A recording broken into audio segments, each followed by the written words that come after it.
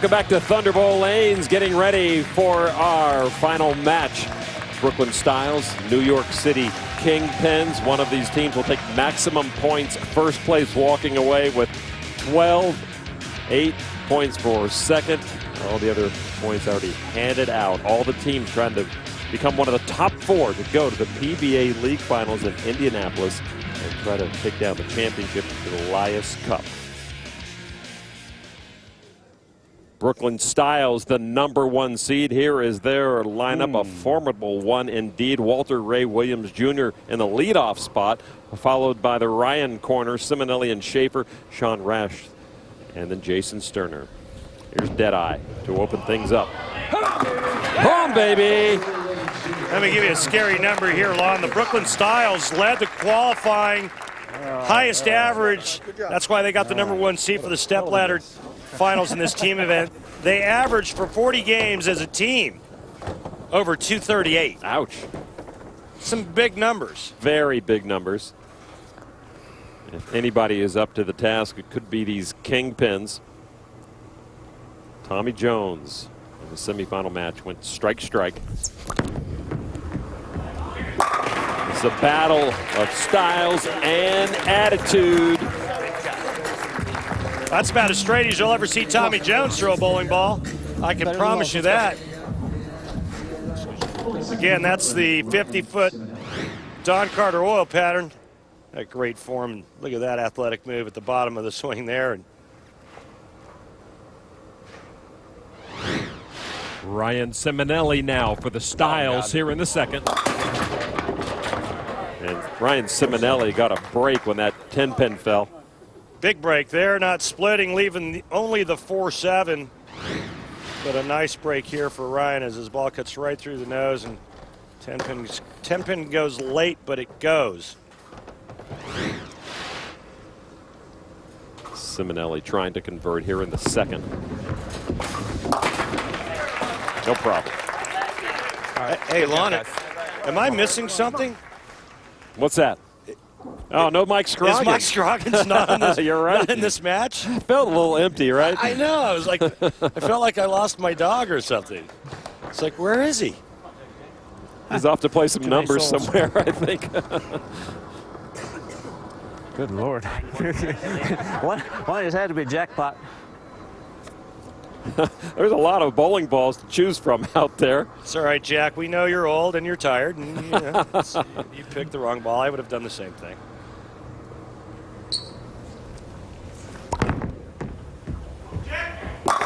Jurek comes through with a big ball for the double. I found it, Randy.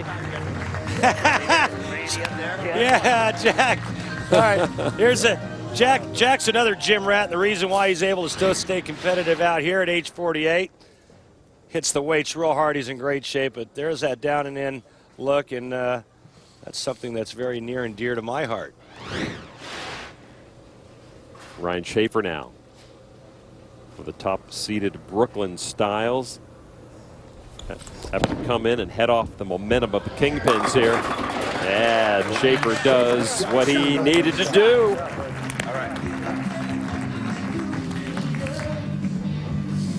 Got a lot of 40-somethings on this, or in this match, rather. Ryan Schaefer, 46 years of age. I said Jack was 48.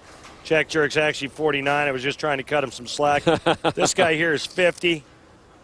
Bunch of old guys that can really bring it. Pete Weber now.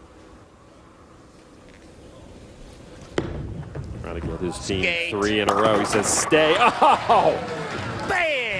Well, I didn't think bowling balls had ears, but apparently when Pete Weber throws them, they listen.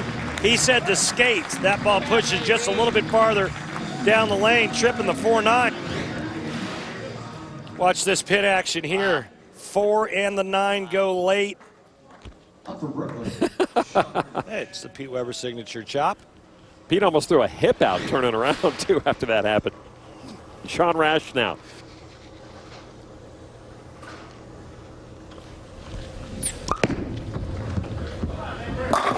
Yeah. Rash knows how to answer any chop. I still know you.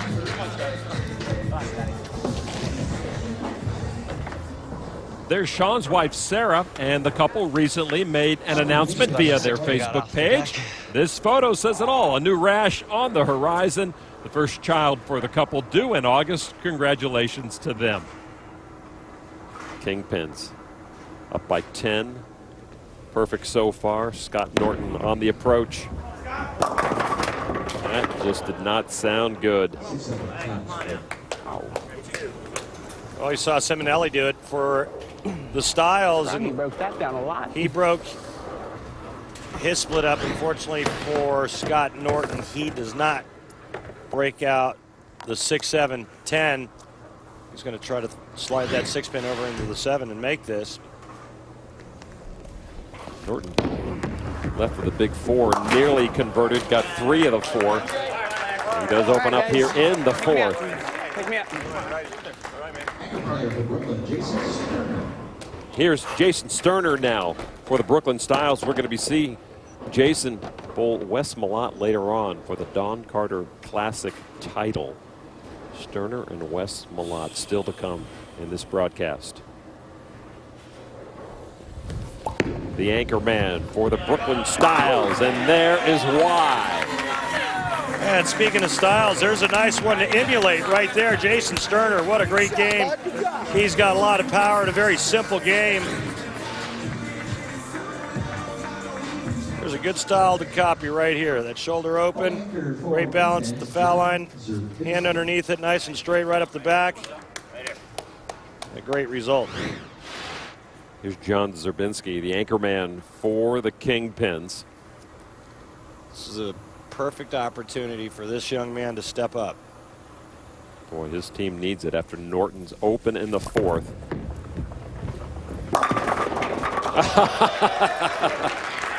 And right now, this team here is saying, hey, get us off this right lane.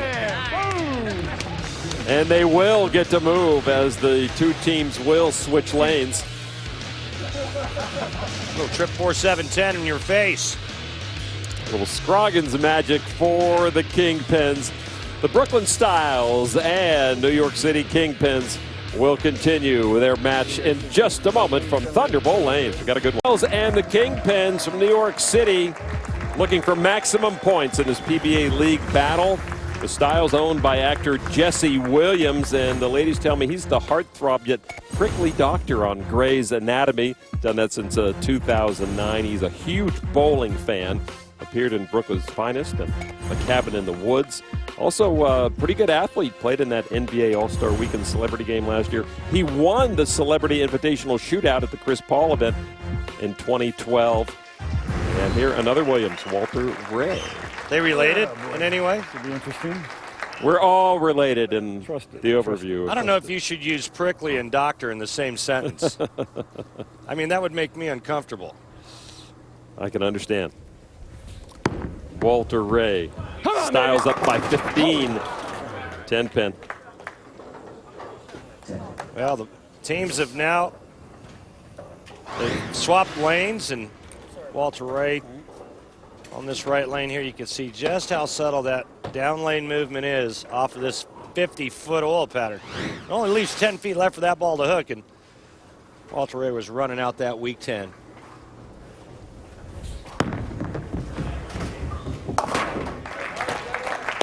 You know, he hasn't missed a spare since 1988. You know, I believe you. Where I wanted. Just a hell of a guess. Just wasn't the right one.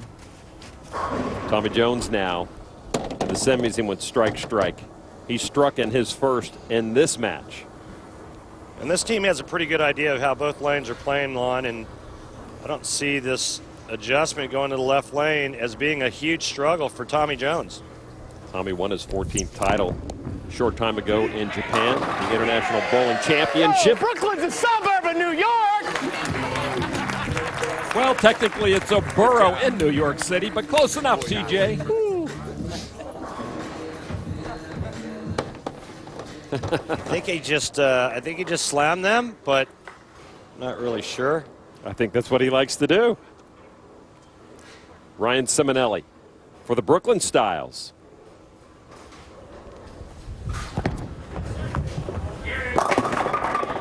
Got a lot of kick there, but the 10 remains. Good guess.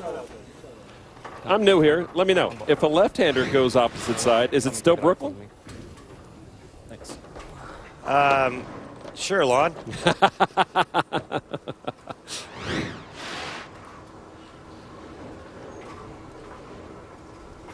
Simonelli now. Converts. All right, guys. Come on. Styles by 3 now.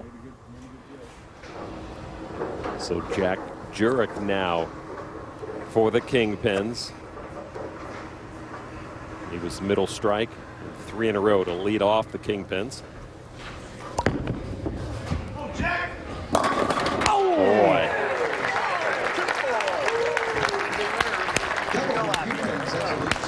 They now lead by 7 pins. Well, look who's back in the lead. The Kingpins, they are one tough team. 3-bagger, open 3-bagger. 7-pin advantage for the New York City Kingpins. Now the Bulldog, 8th frame, Ryan Schaefer. Schaefer struck in the 3rd. Push!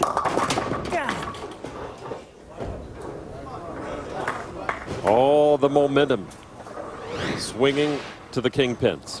Well, this team had to make the change and go from the left lane to the right lane, and it's been a guess for every player, starting with Walter Ray to Simonelli to Schaefer. The guess has not been correct. The New York City Kingpins have had nothing but time all day long on this TV pair. They've basically have a blueprint as to how to move and how to adjust every time they switch lanes, and it's been a huge advantage for them. Schaefer needs a miracle. Oh, and he got it! Great shot, bud. Great shot. Great shot. What a shot from Schaefer.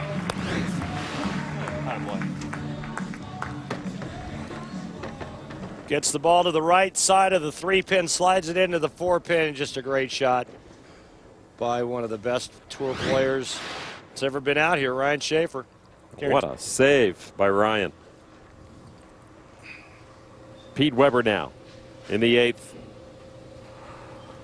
Working on a 3-bagger.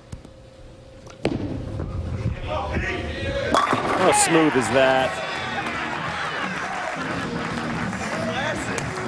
There's not too many that's ever thrown a bowling ball better than that guy in this game. I don't care who you're talking about. I don't care if it's Earl Anthony, Walter Ray Williams. There's not too many that's ever thrown the ball better than that man right there.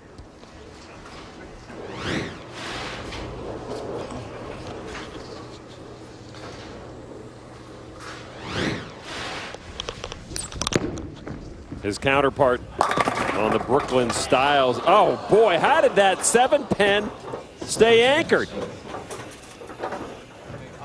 How hard can you really throw it? I heard one captain. So now the Styles need another miracle conversion here. Yeah, this is just a terrible break. Really nice shot for Sean Rash, and look at that 7-pin. That's just unfair. Hold on. That 7-pin is bruised from being hit so hard, Randy. It might still be moving. Karma. I'm sorry, God. Bounce in front.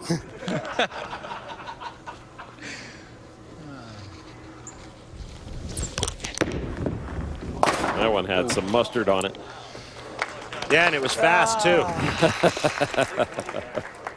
right, Scott. Tough break for the Styles as they find themselves down 23 now as Norton comes to bowl his 9th.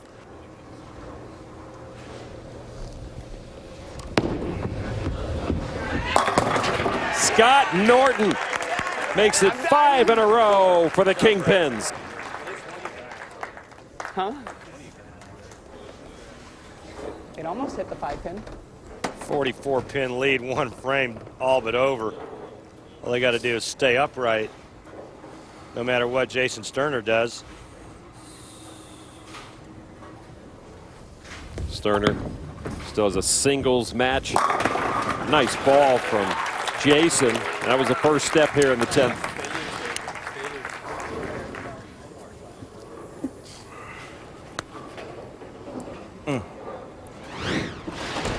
Jason's got another match coming up against the Beast, Wes Malott, for the Don Carter Classic title.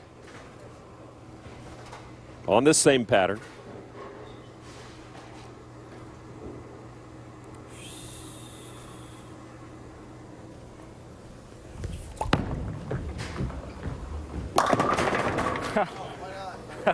Match is over.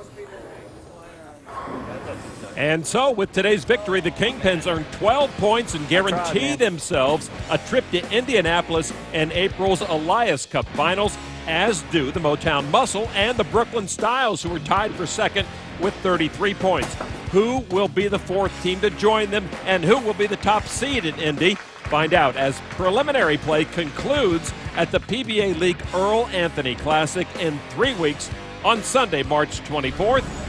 More bowling action still to come with an individual PBA title match between former Player of the Year Wes Malott and Jason Sterner. It's the Don Carter Classic next.